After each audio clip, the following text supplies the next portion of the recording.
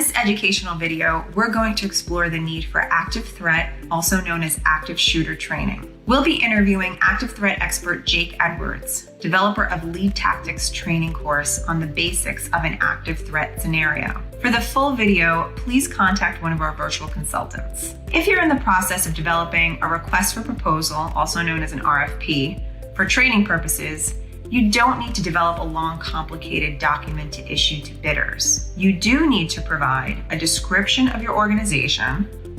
Is it a school, a synagogue, a church, an office space? How many people are within your organization? What's the demographic, the ages, physical capabilities of your members? And how many people need to be trained? Do you have building schematics to share with your trainer? If so, that's a huge benefit. And also evaluate if you have a budget in mind for your training course. Listing the basics and keeping it simple ultimately makes it easier on your executive team or your committee in awarding the best vendor for the job. If you have questions on the topic of active threat or active shooter, please contact us for more information. If you're interested in becoming a virtual member, you can sign up through the website or contact one of our consultants to register. In the meantime, thanks for watching and enjoy this short educational video.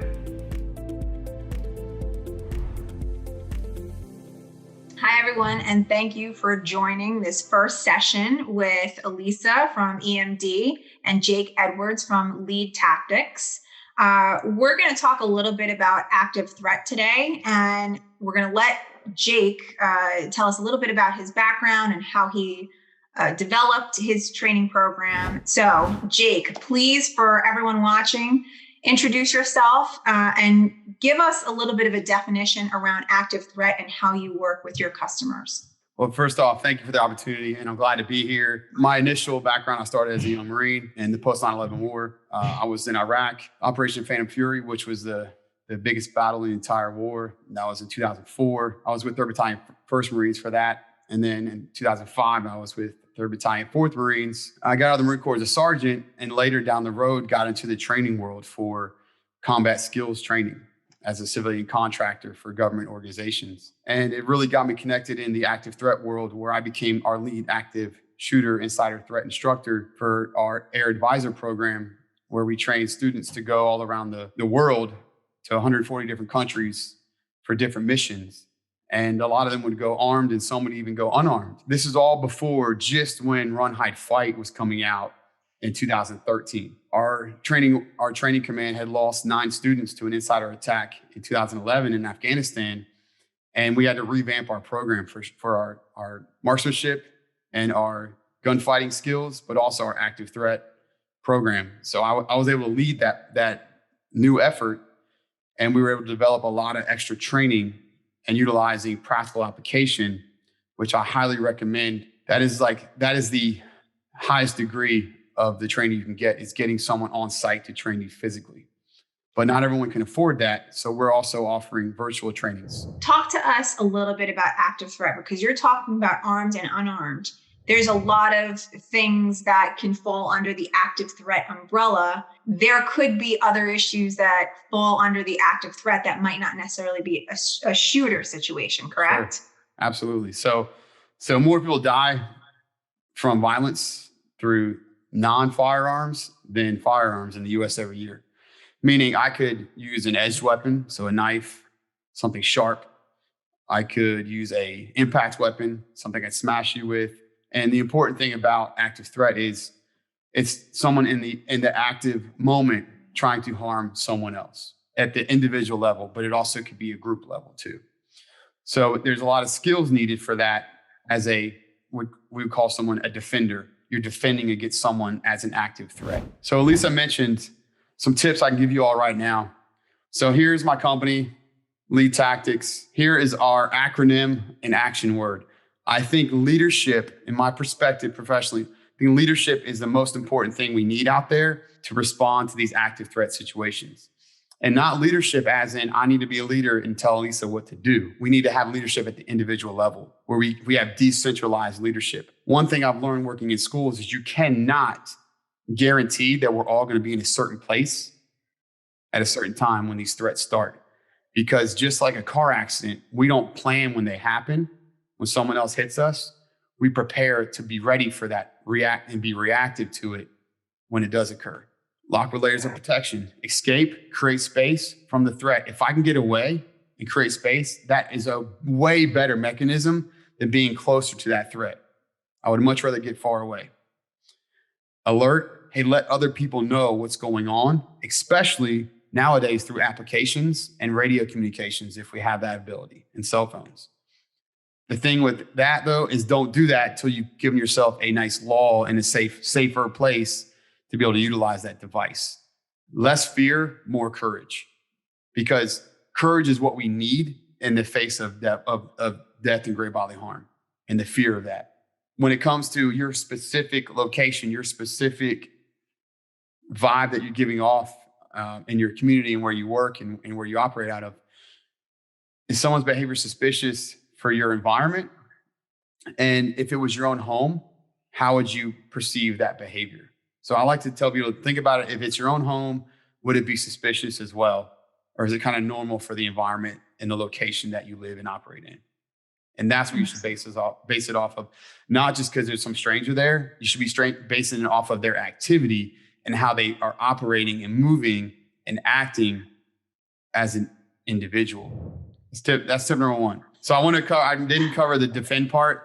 So the last part for lead, the defend part, is we all have a right to self-defense in this country. And it's a good thing we have that at the individual level. So defending yourself is what's needed when you can't get away from the threat, or the threat is imminent and it started right there where you are. So defending yourself with options and weapons of opportunity if needed. So tip number 2 is just let's start with where we are right now and build a plan so we can grow a better future together for safety and security. Interesting. And we might even have a mixture of different types of folks. Some may have had training, some might not have had training. So if they're not on the same page. Right. Get on the same page first before we do anything. Right. And that takes just meeting in a tabletop scenario and saying, hey guys, let's meet about what do we want? What are we here to protect? And what are we here to manage? Right. And a lot of it comes through our character. So my third tip will be composure and holding frame. Meaning when you're representing an organization or a team at the highest level of the supervisor or director, whoever you are, we want to make sure that we are very composed and that we're not sending off a lot of bad vibes and energy to our team and our clients and those that we represent. Because composure, it goes downhill. If the top has it, the others will feed off that, and it'll really help the command presence of that team and organization thrive in any given situation, whether it's low stress or a high stress, threatening type of moment. So those were really great tips. Just to recap, stay alert and be aware of that suspicious activity, start where you are and hold your frame, keep your composure, right? Now we're going to do another session, another training session, and share it with the community probably in the next few weeks. But tell us a little bit about what we'll cover in the next training session. Yeah, so what I love to do is actually go in detail with the whole LEAD acronym. So lock, escape, alert, defend, and then give the actual detail of what each one of those looks like. And then I'll share a case study that covers each one of those 4 in different perspectives of how it worked, whether it was for a barricading purpose, whether it was escaping or alerting out to others that were other bystanders that would be defenders as well. And then also those that went hands-on and defended themselves in an active threat type situation.